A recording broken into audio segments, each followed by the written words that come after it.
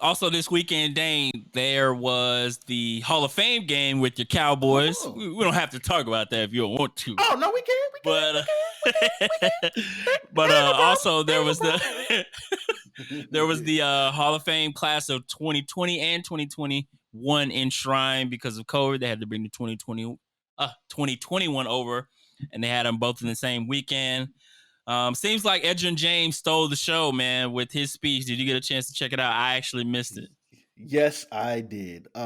So one of the most fascinating things there. This was a long time ago. There was a super long article about Edgerrin James and ESPN. Excuse me. I know I'll be able to find it. I should have linked it in the dealio, but I forgot. But it essentially told the story about basically how he became as strong as hell as he was, and just naturally how he didn't have to lift weights because of he used to pick watermelons as like basically to provide for his family when he was in high school. And one of the coolest things about it was just his dedication, basically from sun up to sun down, picking watermelons, making so much money. And I think they got paid by how many trucks they filled up, and he would fill up so many trucks. And I apologize, I gotta find that article, but essentially he got to work, didn't have a car, ended up buying a car after getting so much money, and of course like driving home from a day's worth of work essentially. But it just spoke to his work ethic and just where he came from and the story of him and perseverance.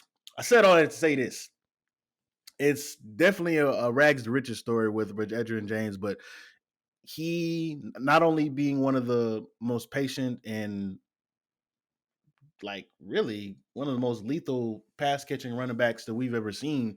But he just always kept it real. You weren't going to get no fake robotic stuff from him. You what you got is what you got. But the the quote that stuck with me the most, or they resonated with me the most, being from the South where we're from, he said, to believe it all started from, basically a gold. I went from a gold grill to a gold jacket. It was like that was like the chef's kiss. Like it was perfect. But Yeah. the Hall of Fame bust, his was phenomenal. It had the locks in there, and it was dope. It was dope. What about you, man? Did you have any particular sound bites that you got, or any particular moments that stuck out to you? I know you seen that Peyton Manning bust, that big ass I forehead they did. gave my boy. Yeah.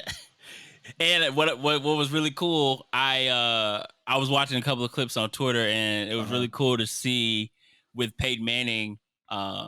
His dad was there for him, Yeah, which was great. crazy, But also he had his son there. Peyton Manning had his son there man. signing autographs, and that got me to thinking. I'm like, man, we about to see this kid in like 15 years.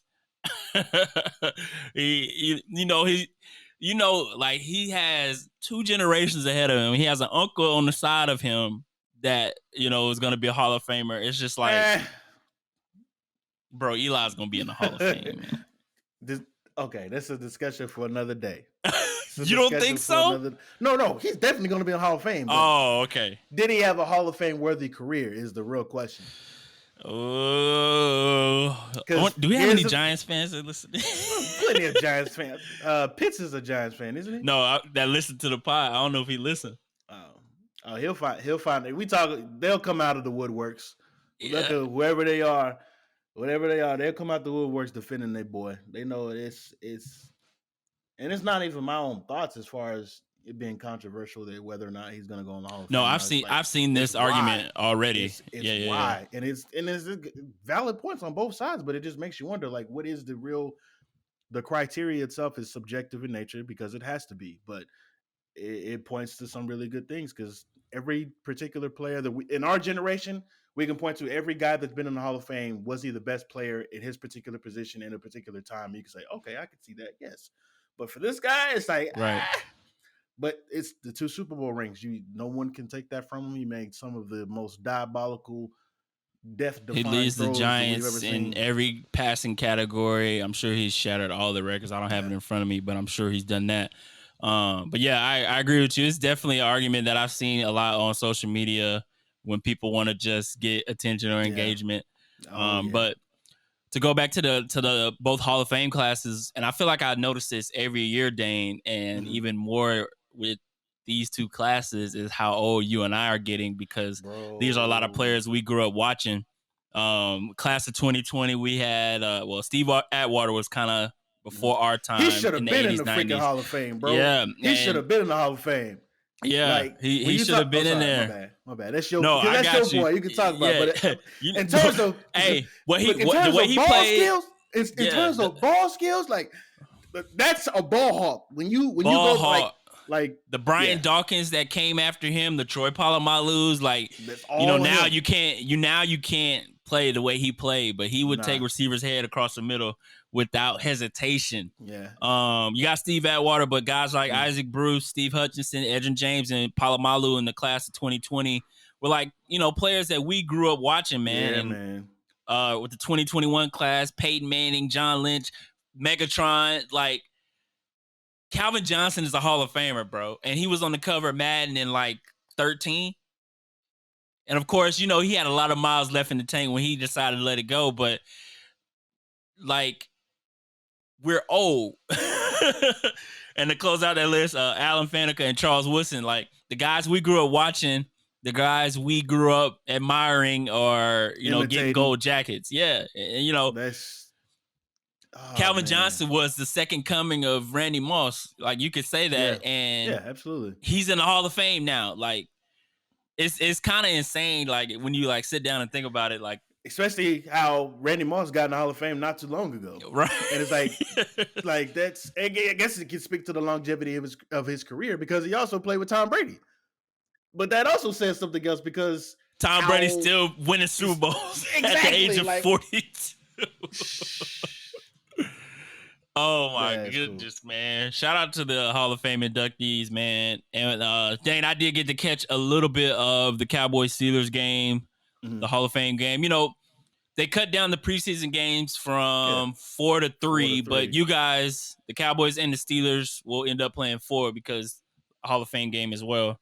Anything kind of catch your eye? You really didn't see a lot of starters play, but anything that caught your eye watching them?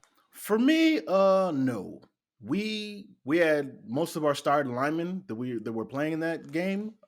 Those were guys that were starting last year. They were makeshift guys because our starting tackles were both out with season-ending injuries. So the guys that started in place of those guys, they played not last night. They played the other night, and it's like these guys were getting beat the hell up by the pass rush that the Steelers had. And obviously the Steelers are known for a great defense. So that wasn't too, like crazy or it wasn't no for me at least, there wasn't any type of misunderstanding, but I was impressed by the level of consistency that they were bringing the pass rush from the Steelers. So I think the Steelers, they got in terms of depth, they're going to be fine. But for me, I was looking at number 11, Micah Parsons. It's well noted and is well noted that I was not a fan of the pick. I didn't doubt his ability on the field. It was more so the things off the field that were kind of just like, hell no, like I'm not about that. I'm not for that. There's no place in the world for anything like that. You look up the details if you want to. Just make sure you're not eating any food at the same time. But on the field, dude was wrecking havoc, and he was everywhere where the ball was at. So that was impressive for the most part. For me, that was the only thing I was looking at in terms of what the rookies looked like, and they were decent. Obviously, no one's gonna get a gold jacket after their preseason debut. So let's stop making these stupid comparisons and these crazy arguments about how well somebody played. It's a preseason game. There are still 17 games that need to be played that are going to count. So I think it's just in terms of no one getting hurt, which was a plus, and then just getting to see some of these guys, and most importantly, we got football back, bro. So that's all I cared about. We got football, cool. Right? We got football back. So I agree with you, man. Like I think I was not more excited, but I was like definitely happy to see football on the screen. I remember calling my dad and telling him, you know, hey, we got football. Look at this closeted Cowboys fan. Get out of here. We don't need you. Chill. Chill. Shout out to Mr. Epps, probably on episode 43 right now. Yeah, he'll get here eventually at the end of the season. But I was having a conversation with a friend about he's a Cowboys fan, but something that I was like, oh, let me ask Dane this on the pod. Oh snap!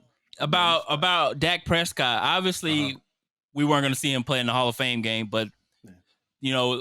there are reports that maybe his injury, or not injury, but maybe it's more to his arm or shoulder situation than the Cowboys are letting on.